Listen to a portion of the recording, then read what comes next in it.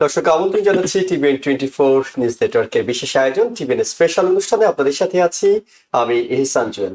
আমরা আজকে কথা বলবো শুক্রবার থেকে আমেরিকা এবং কানাডায় মহাসাগরে মুক্তি পেয়েছে ডিয়ার মা চলচ্চিত্র, এবং এই চলচ্চিত্রটি যখন চলছে ঠিক একই সময় আমরা স্টুডিওতে পেয়েছি এই চলচ্চিত্রের নির্মাতা, প্রযোজক এবং যারা এটি প্রচার করছেন তাদের সবাইকে একসঙ্গে পেয়েছি। আর পেয়েছি বলেই আজকে একটু আড্ডায় জেনে নেব ডিয়ার মা এই চলচ্চিত্রটি নির্মাণের পিছনের কথা এবং আসলে গল্পটি কিভাবে এগিয়ে গেছে তার বিস্তারিত জানবো। আমরা স্টুডিওতে আমন্ত্রণ জানিয়েছি ডিয়ার মা চলচ্চিত্রের পরিচালক অনিরুদ্ধ রায় চৌধুরী, প্রযোজক ইন্দ্রাণী মুখার্জি এবং বাস্কো ফিল্মস এর কর্ণধার নৌশেবা রূপদা রশিদ। আপনাদের তিনজনকে স্বাগত জানাচ্ছি।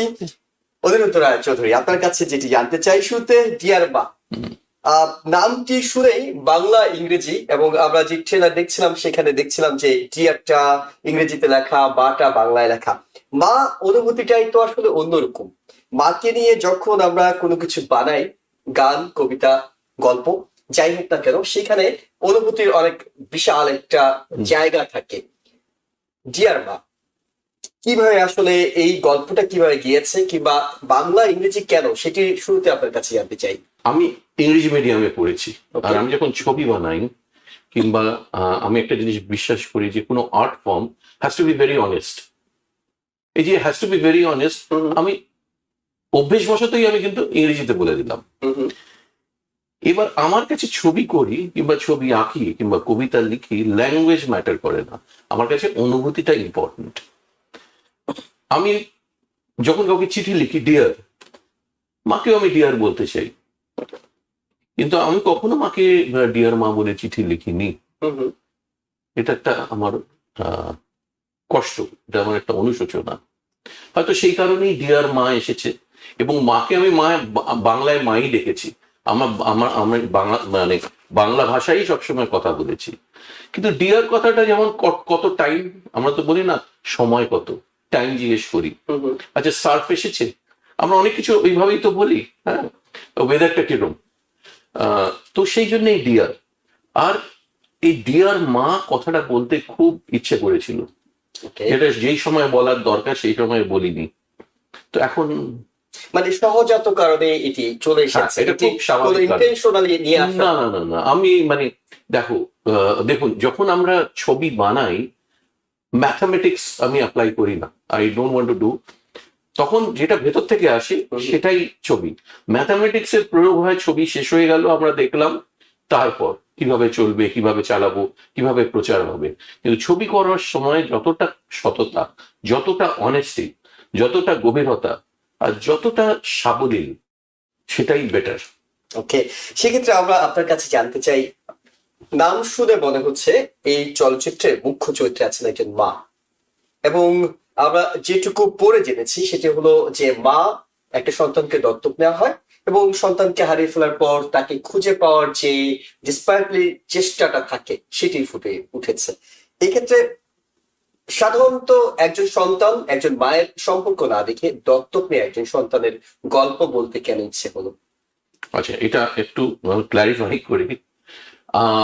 আমি যা যা ছবি করেছি, ধরুন অনুরণন বলুন, অন্তহীন বলুন, বুনোহাস বলুন, পিঙ্ক বলুন, লস্ট বলুন, করক সিং বলুন, অপরাজিতা তুমি বলুন, সব আমি যতক্ষণ না আইডেন্টিফাই করি যে এটা আমার গল্প, আমি বলতে চাই, এবং আমার জীবনের সাথে এই গল্পটা, এই ক্যারেক্টারগুলো ওতপ্রোতভাবে জড়িয়ে আছে, তাহলে আমি গল্পই করতে পারি না।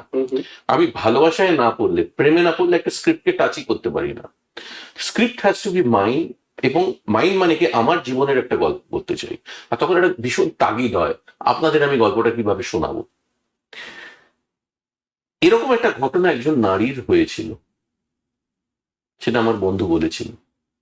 একটা বাচ্চা, তার ইনসিডেন্টালি সেটা দত্তক নেওয়া বাচ্চা, সে আস্তে আস্তে ড্রিফট করছে অন্যদিকে, এবং তার মনের কষ্টটা, এটার থেকে না মনের মধ্যে জার্ম আসে না, একটা সিড আসে, যেখান থেকে গাছটা হয়, সেটা এসেছিল। এবং আমি এবং আমার কো রাইটার সাক্ষ্যজিৎ ভট্টাচার্য, উনি সায়েন্টিস্ট কাম নভেলিস্ট, আমরা দুজন মিলে গল্পটা তৈরি করতে শুরু করি। এইটা যে শুধু দত্তক নেওয়ার গল্প তা না, এটা একটা সম্পূর্ণ নারীর গল্প, মায়ের গল্প। হ্যাঁ, মা তার আগে উনি নারী, একজন সম্পূর্ণ নারী। তারপর সে মা, সে ওয়াইফ, সে একজন খুব সফল চাকরিজীবী, কর্পোরেট পার্সন।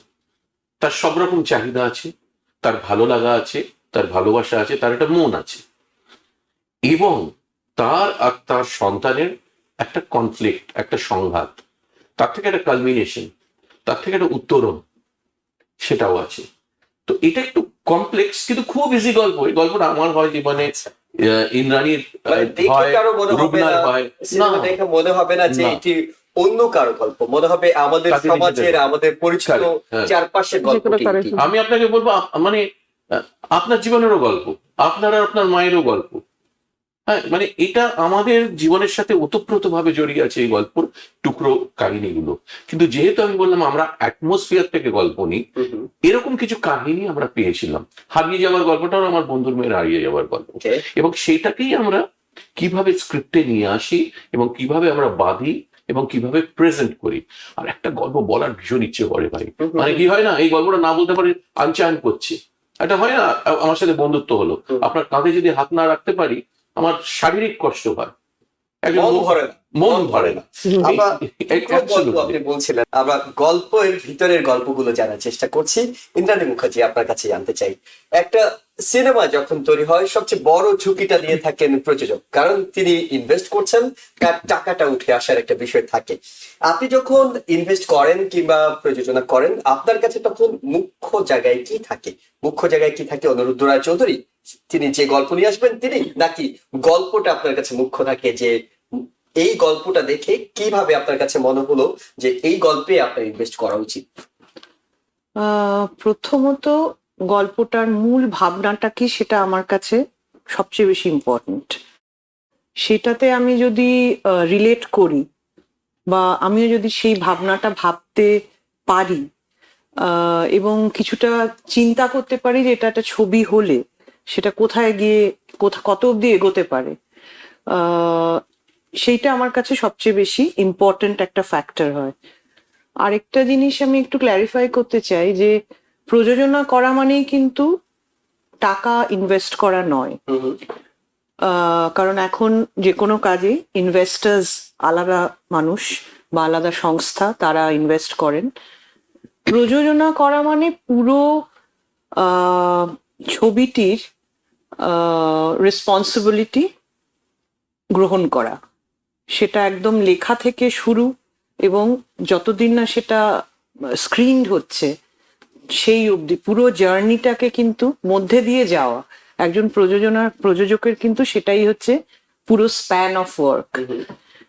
তো সেক্ষেত্রে আপনি গল্প যখন বাছাই করেন, কোন গল্পে আপনি আপনার সময়, আপনার শ্রম, মেধা সবকিছু ইনভেস্ট করবেন, সেই গল্পটা বাছাই করার ক্ষেত্রে কোন জায়গাটাকে আপনি মুখ্য জায়গায় রাখেন? হ্যাঁ, মেইন জিনিস হচ্ছে আমার, যেটা আমি দেখি যে গল্পটা মানে তাৎপর্য সময়ের সঙ্গে আছে কিনা, এই সময়ে গল্পটা বলা দরকার কি দরকার নেই, সেটা আমার কাছে একটা বড় ফ্যাক্টর। তারপরে অবশ্যই দেখি যে নির্দেশক কে, বাকি টিম মেম্বার্স কারা, তারা কিভাবে ছবিটাতে কন্ট্রিবিউট করতে পারবেন, সেই সিলেকশন অফ দ্য ক্রু, এবং অফকোর্স অ্যাক্টার্স অ্যান্ড অ্যাক্ট্রেসেস, অভিনেতা অভিনেত্রী গুরুত্বপূর্ণ। সেই গল্পটা বলতে গেলে কাদের মাধ্যমে আমি অন স্ক্রিন, কাদের মাধ্যমে গল্পটা বলতে আরো ভালো করে পারবো, আরো বিশ্বাসযোগ্য হবে, আরো গ্রহণযোগ্য হবে দর্শকের কাছে, এই ফ্যাক্টর গুলো সবসময় আমরা কনসিডার করি। আমি নতুন অবশ্যই আপনার কাছে আসবো, তার আগে অনিরুদ্ধ রায়চৌধুরী, আপনার কাছে আবারও যেতে চাই। সেটি হলো একেবারে চলচ্চিত্রে সে টাক লাগিয়ে দেয়া, দুইবার জাতীয় পুরস্কার পাওয়া। তার আগে আমরা জানি যে আপনি বিজ্ঞাপন জগতে চাঞ্চল্য তৈরি করেছিলেন আপনার কাজ দিয়ে, এবং সেখানে সাড়া ফেলে দিয়েছিলেন। সেখান থেকে, অর্থাৎ অল্প সময় একটা ছোট্ট গল্প বলা, 30 সেকেন্ড 1 মিনিটের গল্প বলার থেকে আপনি বড় স্ক্রিনের গল্প বলতে এলেন কেন? দেখুন, আমি একদম ছেলেবেলা থেকে, এটা অনেকে বিশ্বাস করে না, ক্লাস 2-3 তখন আমার হয়তো মানে বুদ্ধি কিছুই হয়নি। আমার ইচ্ছে হতো বড় স্ক্রিনের মধ্যে ঢোকার, এবং বিজ্ঞাপনের ছবি করেছি ওই ডিসিপ্লিনটা শেখার জন্য। একটা গল্প 10 সেকেন্ডে, 30 সেকেন্ডে, 60 সেকেন্ডে বলা ভীষণ কঠিন, এবং তাদের আমি স্যালুট জানাই যারা খুব মানে সুন্দরভাবে এবং খুব সাবলীল ভাবে এই গল্পগুলো বলে দিতে পারেন, কমিউনিকেট করতে পারেন। কিন্তু আমি বিজ্ঞাপনের কাজ করেছি দুটো কারণে, সত্যি কথা বলবো, যেহেতু আড্ডা হচ্ছে। একটা হচ্ছে আমাদের সময় সিনেমার এত সুযোগ ছিল না, কাজটা তো শিখতে হবে, রেওয়াজ তো করতে হবে। আপনি গান গাইতে চাইলে গলা সাধতে তো হবে। আমি ওই গলা সাধাটা করেছি বিজ্ঞাপনের ছবি দিয়ে, আর অর্থ পাওয়ার জন্য। অর্থ তো লাগবে চলার জন্য, কিন্তু আমার মাথার মধ্যে, ফ্রেমের মধ্যে আমি বড় ছবি দেখতাম। আর হচ্ছে রেগুলার আমি সুইমিং পুলে সাঁতার কাটছি, দারুণ সুইমিং পুল, চকচকে সুইমিং পুল, ভীষণ সুন্দর। মাঝে মধ্যে ইচ্ছে করে তো সমুদ্রে চলে গেলাম, থার্ড ব্রেকার পেরিয়ে সাঁতার কাটতে কাটতে একটু নিচে গেলাম, ফ্লোরা ফনা, অত সুন্দর মাছ, সামনে দিয়ে একটা বিউটিফুল কচ্ছপ চলে গেল, আলো এসে চকচক করছে গাছপালাগুলো, ওগুলো দেখতে ইচ্ছে করে। তার জন্য এই সিনেমা করা। কতটা গভীরে ডাইভ দিতে পারি, এবার যত গভীরে যাওয়া যায় তত আনন্দ কিন্তু জীবন। তো সেই জন্যই সিনেমা করা। আর একটা গল্প বলতে একটা সময় লাগে, একটা হচ্ছে বাণিজ্যিক কারণ, কিন্তু তার মধ্যেও কিন্তু একটা মেধা দরকার, তার মধ্যেও একটা ক্রিয়েটিভিটি দরকার। আমি আবার বলছি, যারা 30 সেকেন্ডে, আমি অনেকের নাম জানি 30 সেকেন্ডে বিউটিফুল গল্প বলেন, কিন্তু 3 ঘন্টা কিংবা 2 ঘন্টার গল্প বলার মধ্যেও একটা মজা আছে, কিন্তু সেটা আরো গভীরে যেতে হবে। অর্থাৎ দু ধরনের বিষয়। আপনি যখন 30 সেকেন্ড দর্শককে স্ক্রিনে আটকে রাখছেন, এটা যেমন খুব কঠিন একটা কাজ নয় অনেকের কাছে, 30 সেকেন্ড পার হয়ে যাচ্ছে, কিন্তু 3 ঘন্টা আটকে রাখা অনেক কঠিন কাজ আজকের দিনে। আজকে তো রিল দেখে 20 সেকেন্ড, 30 সেকেন্ড, 90 সেকেন্ডের রিল দেখছি, সবাই মিলে রিল দেখছি। আবার আপনি 3 ঘন্টায় একটা গল্প বলছেন, 30 সেকেন্ডে সেই গল্পটি আপনাকে বলে দিতে হচ্ছে বিজ্ঞাপনে, সেখানেও একটা ডিফিকাল্টি আছে। কোনটা বেশি এনজয় করেছেন? আপনি বলছিলেন সিনেমাটাই আপনার কাছে। আমি দুটো দুরকম ভাবে এনজয় করেছি। হ্যাঁ, লোকে বলে কি খেতে ভালোবাসে, আমার রাস্তায় দাঁড়িয়ে রোল খেতে, ফুচকা খেতে দারুণ লাগে। আবার বাড়িতে বসে একটু ডাল, একটু আলু ভাজা, নানা রকমের মাছ, অনেক মানে কি বলবো, ডিফিকাল্ট রান্না মা, মাসি, পিসি ওনারা রেঁধে দিতেন, তারও একটা মজা আছে। সিনেমা হচ্ছে একটা ওই ডিটেইলিং এর জায়গা। হ্যাঁ, তাই বলে আমি রোলকে কিংবা ফুচকাকে মানে অবমাননা করবো না, ওটাই আমার টেস্ট, আমার রুচিটা শিখিয়েছে ছবি করার। দুটো দু রকমের আনন্দ। কিন্তু সিনেমা আমি সবসময় করতে চেয়েছি বড় ছবি, আর বড় ছবি করার জন্যই এই প্রচেষ্টা। এই যে আমি থ্যাংক ইউ বলবো রুবনাকে, যিনি আমাদের এই ছবিটা এতগুলো লোকের কাছে পৌঁছে দেওয়ার চেষ্টা করছেন বা পৌঁছে দিচ্ছেন। ভেরি ইম্পর্টেন্ট, কারণ একটা ছবি করতে এত পয়সা খরচা হয়। ইন্দ্রাণী প্রযোজনা করেছেন, আমাদের সাথে আনন্দবাজার আছেন, আমাদের সাথে আশিস সিং আছেন, আমাদের সাথে পূজা আছেন, পূজা সিং, সবাই মিলে বিশ্বাস করে, সবাই কিন্তু আমার উপর বিশ্বাসটা রেখেছেন। আমার উপর কিরকম বিশ্বাস রেখেছেন, আচ্ছা অনিরুদ্ধ ছবিটা বানাবে, টনি ছবিটা বানাবে, লেটস মেক ইট হ্যাপেন। আর ছবি কিংবা কোনো সম্পর্ক হয় ট্রাস্টে, ছবি কিন্তু ইজ লাইক আ রিলেশনশিপ। আপনি একজনের প্রেমে পড়লেন, তারপর তাকে বিয়ে করলেন, আপনি তো প্রত্যেকটা সেল বার করছেন না, চোখটা বার করে দেখছেন না, বায়োমেট্রিক্স করছেন না, আপনি প্রেমে পড়ছেন একটা ট্রাস্ট, একটা রেসপেক্ট নিয়ে। সেই রেসপেক্টটা ওনারা দিয়েছেন এবং ছবিটা প্রযোজনা করছেন, আমার দায়িত্ব অনেক। সেটা করছেন কিন্তু আমার বিশ্বাসের জন্য, towards the script, towards the story. আমার যে ইন্টিগ্রিটি, আমার যে ভালোবাসা, এটা ওনারা ফিল করে করছেন। তারপরে কি আসছে, এই জিনিসটা ফিল করেছেন রাজ এবং রুবনা।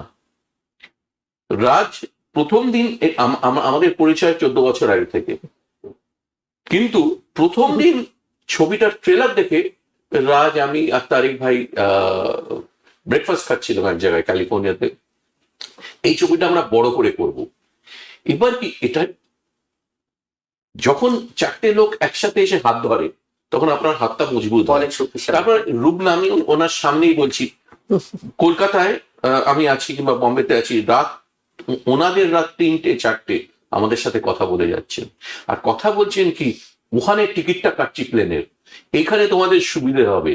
এখানে সাংঘাতিক ইনভলভমেন্ট ইনভলভমেন্ট কিন্তু শুধু যে ক্রিয়েটিভ হয় না, হয় তা নয়। চারি পাঁচ দিয়ে ইনভলভমেন্ট, দ্যাট শোজ দ্য সবার এটা দরকার, সমষ্টিগত একটা হ্যাঁ, এই involvement। ভালোবাসাটা থেকেই আসলে হ্যাঁ, তারা একটা সন্তান একটা কিভাবে উত্তম বিশ্বাস, হ্যাঁ। চলচ্চিত্র এখন আমেরিকায় দেখাচ্ছেন বায়োস্কোপ থেকে। হ্যাঁ, আরেকটা জিনিস আমি একটু বলে শেষ মানে বলতে চাই, দেখুন আমরা তো একটা বাচ্চাকে তৈরি করি, উই মেক আ বেবি, সেখানে একটা পুরুষ মানুষ আর একটা নারী আসে, দুজনের ভালোবাসা, এ হচ্ছে একটা বাচ্চা।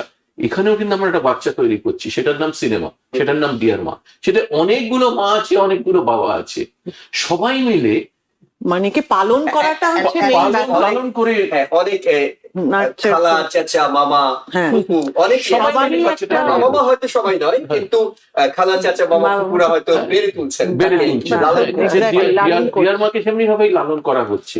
এবং আমরা কি চাই, দর্শক দেখুক, দর্শকের একটা হাততালি, টাকা পয়সার থেকে এই হাততালির জন্য আমরা বাঁচি, জানেন তো। এবং প্রত্যেকটা নিঃসন্দেহে যারা কাজ করেন তারা হাততালিটা খুব উপভোগ করেন। অন্তত দিন শেষে এটা সত্য না যে কাজটা ভালো ভালো হয়েছে, ভালো হ্যাঁ, লাগে। right. ওনাদের অনুভূতি হচ্ছে যখন আহ, নো মিন্স নো শুনে সারা পৃথিবীর ইয়াং মেয়েরা কিংবা ইয়াং ছেলেরা কিংবা বাবা মায়েরা নো মিন্স নো, এবং তারা দাঁড়িয়ে যায়, প্ল্যাকার্ড দাঁড়িয়ে দাঁড়িয়ে যায়, প্রতিবাদের একটা প্রতিবাদের movement-এর মতো হয়ে যায় যেমন তখন। অন্তহীন দেখে যাও পাখি বলো, যখন অপরাজিতের তুমি গান শুনে অনেক হারানো বন্ধুরা এক হয়ে আমাকে রাত্রি 2টোতেও ফোন করেছে, 3টেতেও ফোন করেছে, জানিস আমার প্রাক্তন বান্ধবীর সাথে বসে আছি, হঠাৎ মনে পড়ছে। এই যে কোনো সম্পর্ক তো ফেলার না, সবকিছু জীবনে আর ইম্পর্টেন্ট। কোথাও কোথাও রেশ মানুষ থেকে যায়, হ্যাঁ তা- রেশ থেকে যায়, এইটা যা relate আনন্দ করে। দেয়, আপনি মানে এটা 100 কোটি টাকা পেলেও ওই আনন্দ পাবো না। এই আনন্দের জন্যই আমরা সবাই কাজ করছি। এবং রূপা, সেটা আপনার কাছে যেতে চাই, সেটি হলো বায়োস্কোপ একেবারে দীর্ঘদিন ধরে আমেরিকার মাটিতে যারা বাংলাদেশিরা আছেন তাদেরকে সিনেমা দেখার সুযোগ করে দিচ্ছেন হলে গিয়ে। অন্য কোনো জায়গায় হয়তো সেই সুযোগটা পাওয়া যায় না, কিন্তু প্রচুর সিনেমা আপনারা হয়তো 51তম চলচ্চিত্র নিয়ে আসছেন। নিঃসন্দেহে 5,000-6,000 সিনেমা এখন পর্যন্ত এই সময়টাতে এর চেয়ে বেশি হয়ে গেছে, আপনারা বাছাই করে নিয়ে আসছেন।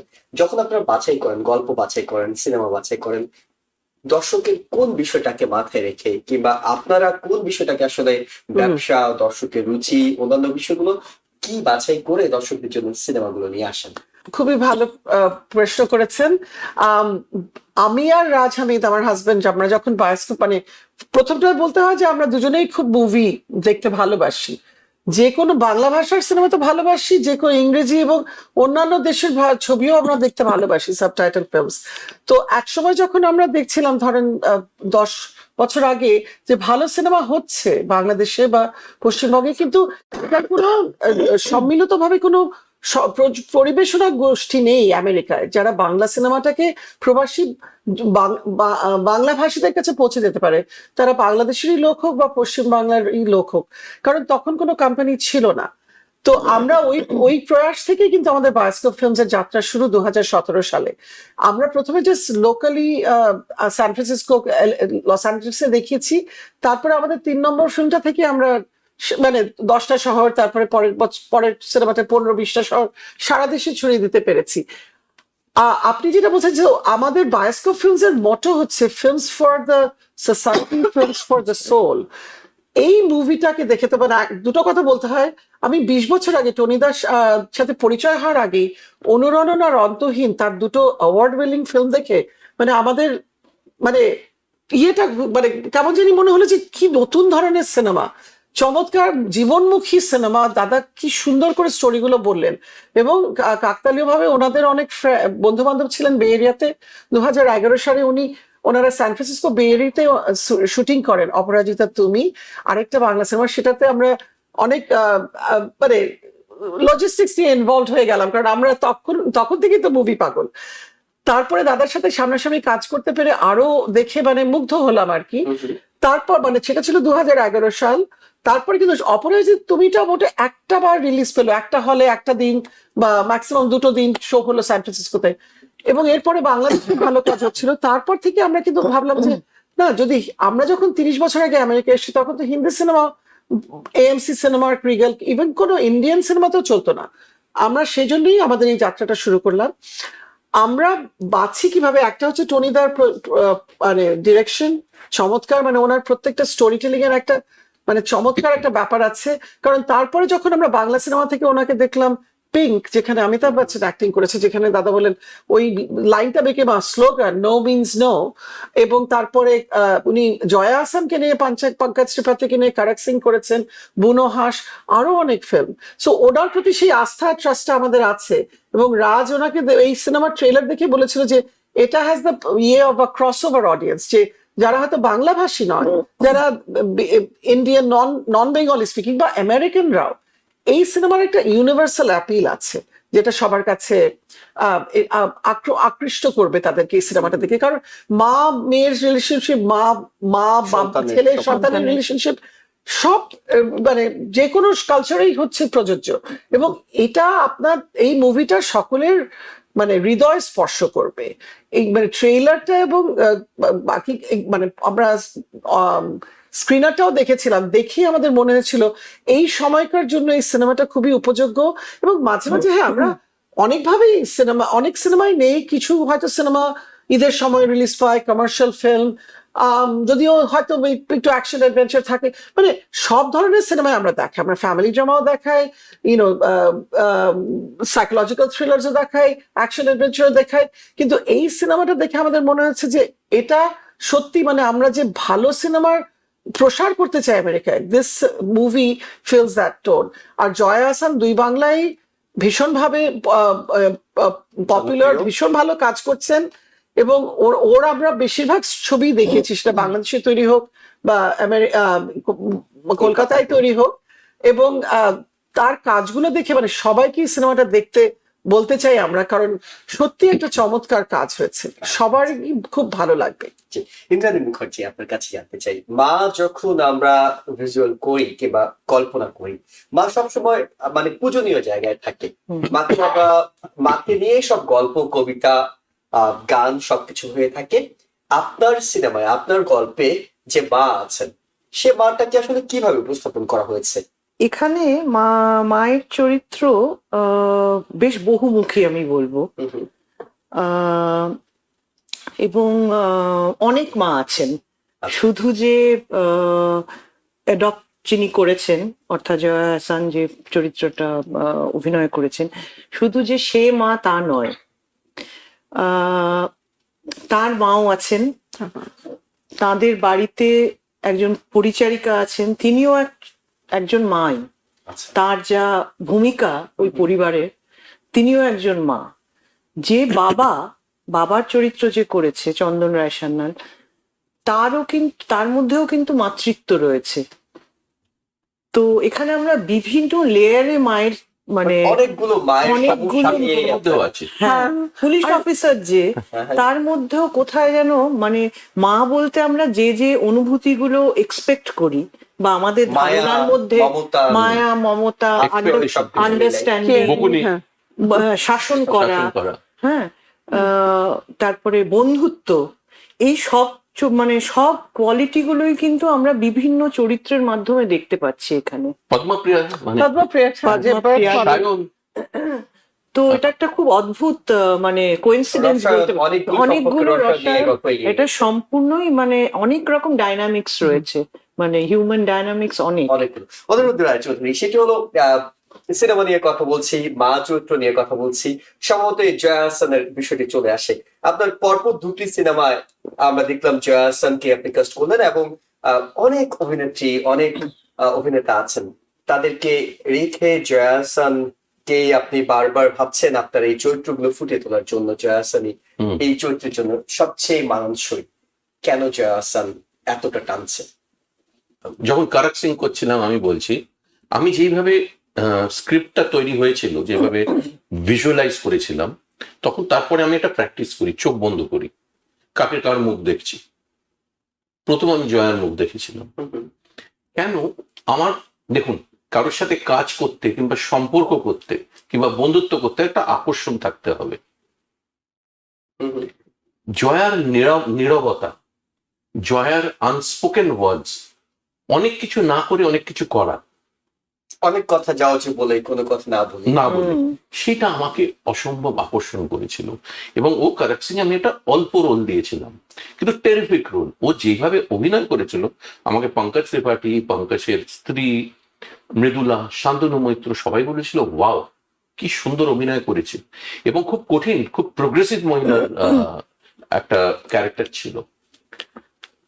এটা যখন করলো আমার একটা রেসপন্সিবিলিটি হলো যে ও আমাকে বিশ্বাস করে একটা ছোট রোল করেছে, ব্রিলিয়েন্টলি পারফর্ম করেছে। সবাই যত ইন্টারভিউ কিংবা যত ক্রিটিক লিখেছেন ওর চরিত্রটাকে একটা প্রধান উল্লেখ দিয়েছেন। ছোট্ট সময় কিন্তু সেটি সেটি কিভাবে এসেছে। এবার ডিয়ার মা যখন লিখছি, যখন আইডিয়াটা এসেছে, জয়া কিন্তু একদমই মা মা দেখতে না, না মানে মাতৃসুলভ, হ্যাঁ, খুব টিমিড, খুব টিপিক্যাল একদমই না। Typical নয়। এবং আমি একটা অন্য মা চাইছিলাম। মায়ের কিন্তু আরেকটা রূপ আছে, শক্তি, তাই তো? Strength. আমার মা নীরবে থাকতেন, বাড়িতে থাকতেন, কিন্তু ওনার থেকে আমি আমার শক্তিটা পেয়েছি। সেই স্ট্রেংথটা কেউ দিতে পারবে না। এবার জয়ার জন্মদিনে আমি একটা গিফট করতে চাইছিলাম কিছু, কি দেবো? ও তখন ঢাকায়, আমি তখন যখন স্ক্রিপ্টটা সেই দিন আমার কাছে স্ক্রিপ্টটা ফাইনাল তৈরি হয়ে এসেছে। আমরা লাস্ট আগের দিন রাত্রে যেমন করি, আমরা ঝগড়া করে মারামারি করে আর ফাইনাল জায়গায় এলাম, বেসিক ড্রাফট। চোখ বন্ধ করলাম, জয়ের মুখটা এলো। আর যখন ডিরেক্ট হয় বা যখন মানে একটা ক্রিয়েটিভ প্রসেসে গাট ইম্পর্টেন্ট, দিল ইম্পর্টেন্ট। দিলের কাছে সবকিছু হেরে যায়, কিন্তু তখন কিন্তু মস্তিষ্ক দিলে গন্ডগোল হয়ে যায়। আমি বিশ্বাস করি না, তখন আমার হৃদয় কি বলছে। আমার মনে হলো এইটার জন্য আমার কাছে এই মুহূর্তে সারা পৃথিবীতে শ্রেষ্ঠ নায়িকা জয়া। আমি ওকে স্ক্রিপ্টটা পাঠালাম যে তোমার জন্মদিনের উপহার, birthday gift. And she told me that I have never received this kind of gift. এবং আপনারা বলবেন ওরা কি ছবিটা করেছে। আমি যেমন ওকে বিশ্বাস করে পাঠিয়েছি, আমার উপরে ওর অগাধ, এটাই তো একটা সম্পর্ক, বিশ্বাস। ও যেই পারফরমেন্স করেছে এবং আমাকে 3 মাস সময় দিয়েছে। এখানে খুব কঠিন, বাচ্চা ছিল, অনেকে ছিল, একটা ফ্যামিলি হয়ে গেল। এবার আপনারা যখন ছবিটা দেখবেন তখন মনে হবে যে একটা ফ্যামিলি, সত্যি একটা ফ্যামিলি যেন খুব ডিফিকাল্ট। একটা বাচ্চার আরেকজন মায়ের গায়ের উপর উঠে পড়া, এই করা, লাফিয়ে পড়া, এটা হয় না। কিন্তু অর্থাৎ চরিত্রের মধ্যে ঢুকে গিয়েছে, চরিত্রের মধ্যে ঢুকে গিয়েছে সবাই। অনেক সময় দিয়েছিল এটা করার জন্য, সময় দিয়েছে, এটা সে কে দিত। আরেকটা হচ্ছে মেইন জিনিস হচ্ছে it's a respect towards an artist. She is an artist, I had to give my respect. এবং কেন জয়া সেটা আপনারা ছবি দেখে বুঝবেন। এটা আমরা জানি যে গল্প করতে গেলে এই সিনেমা নিয়ে অনেক 3 মাসের গল্প আমরা হয়তো 3 মাস ধরেই করতে পারবো। তবে সব গল্প দর্শকদের জানাতে চাই না, কিছু গল্প হয়তো আপনারা হলে গিয়ে দেখার সুযোগ পাবেন, অর্থাৎ বাকি গল্পটা আপনাদের জানার সুযোগ থাকবে। আমরা শুধুমাত্র এই গল্পটি তৈরি হওয়ার পেছনের গল্পগুলো অল্প করে তুলে আনার চেষ্টা করেছি। আপনাদের 3 জনকে অসংখ্য ধন্যবাদ আমাদের স্টুডিওতে এসে সময় দেওয়ার জন্য, এবং দর্শক যারা দেখছিলেন সবাইকে অনেক ধন্যবাদ জানিয়ে শেষ করছি। ভালো থাকবেন। TBN 24 টেলিভিশন দেখতে আজই কল করুন 7187776556। লগ ইন করুন www.totalcablebd.com। নিউ ইয়র্ক থেকে সম্প্রচারিত TBN 24 টেলিভিশন বিশ্বজুড়ে বাঙালির কণ্ঠস্বর।